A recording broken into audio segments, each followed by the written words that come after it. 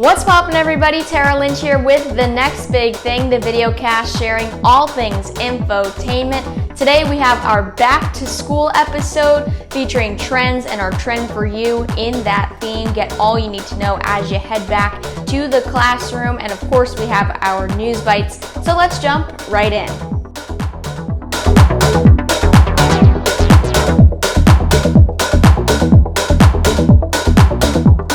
We begin with our news bites and we start in Kenosha, Wisconsin. Earlier this week, Jacob Blake was shot 7 times outside of his vehicle with his children in the back seat. Since then, unrest has erupted across the country, including in Wisconsin. Early Wednesday morning, during a chaotic confrontation between protesters and police, 2 people were fatally shot and another injured. Jacob Blake's family is praying for a miracle. He could be facing paralysis. Last week, we gave you the latest updates on the Democratic National Convention with Joe Biden accepting his party's nomination. This week, it's the Republicans' turn. President Trump is scheduled to make his speech tonight, but earlier this week, Republican counterparts spoke on his behalf. Kentucky Attorney General Daniel Cameron gave a very powerful speech, placing him on the national stage. The president's children also advocated for their dad.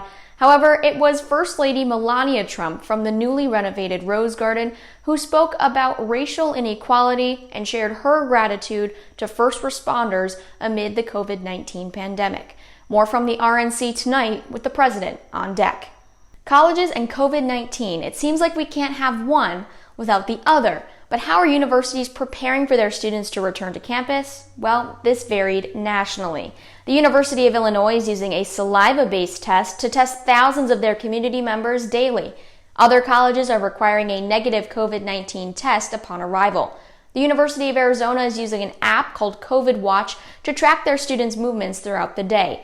The app also allows people who become infected to contact those they may have had contact with. But other schools are electing to do very little. The University of Northern Georgia did not require a COVID-19 test before returning to campus, and they are asking students who develop symptoms to simply stay home. Student parties are not helping either. Last week, Syracuse University had a large outbreak due to a freshman party on the quad. So if you are heading back, please stay safe, be careful, follow the protocols, and protect your community.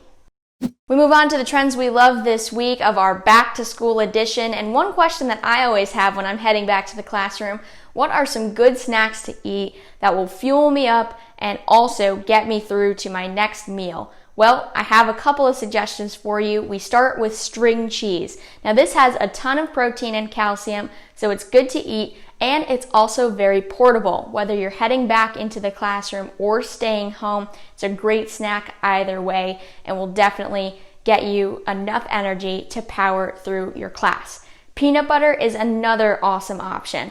Now, elementary school kids and college students will agree that peanut butter is a lifesaver. You can put this on fruit like bananas or apples, or even some crackers. And finally, one snack that I'm really enjoying recently is Nature's Path granola. Now, it's a grain-free granola, so it has a lot of nuts, seeds, and even some coconut. I like the maple almond flavor. There's a ton of different options. I found mine at Target. It's great in yogurt, with milk, or even on its own. So hopefully these snacks will allow you to fuel up and fire up through your day. Another common back-to-school topic: fashion. So what is in and what is out for fall 2020? Well, I did some investigating. I went to Vogue and they are saying that varsity is back. So think Letterman jackets, crew necks, hoodies, some rugby stripes, preppy, athletic but scholarly. So you can rock your favorite college crew neck or some rugby stripes with a pair of jeans and you are set to go. As my mom always tells me, this style was popular in the 80s and 90s, so it is making a comeback today. Of course, a back to school edition would not be complete without deals and steals. So here are a couple of great places to get some new tech or some supplies for your school year. So if you need some technology to outfit your new at-home space, look no further than Dell. They have a 10% off code for laptops, monitors, and desktops. Of course, Apple has their annual back-to-school sale, and students can get a free pair of AirPods when they buy a Mac or an iPad. Now, if you need some supplies, Staples is the place to go. They have some things that are even less than $1, like notebooks and folders. They also have everything you need, from desk chairs to pens. So they are a great place to go. And finally, Target. They have $5 off for every $20 you spend for college students who are looking to outfit their dorm or their at-home space. Now, of course, use the Target Circle app to get all of those discounts. Our trend for you this week is how to navigate in-person, hybrid, or online learning. So here are a few tips to be successful in any of these arenas. If you are in person, just remember that things will not be what normal was. So go in with an open mindset. Make sure that you're following all the guidelines for your school and wearing the appropriate PPE.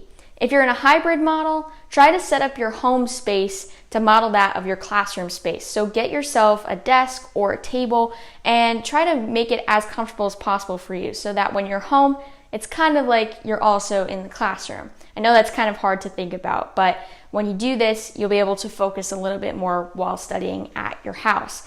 And when you're in person, again, follow those guidelines that your school is providing. If you are strictly online like me, well, I tried to buy a new desk, outfit that space with things that I really like, get my favorite notebooks, and make sure that I'm in the mindset just like I would be if I was on campus. So navigating online learning can be difficult, but also try to simulate the study environment that you're used to. If you like being on the conversational floor of the library, maybe put some music on in the background while you're reviewing your notes. If you like to be very quiet in that upper level of the library, well, try to find a quiet room or maybe a quiet outdoor space in your town. The weather's still pretty nice, at least where I am, so we can always study outside until it gets a little chillier. Hopefully these tips help, and remember, you can always ask for help if you need it. Parents, teachers, they are here to support you. Okay, all you cool cats and kittens, that's all the time we have today on The Next Big Thing. Come back next week for more, and when you need the news that pops, I'll be here with The Next Big Thing.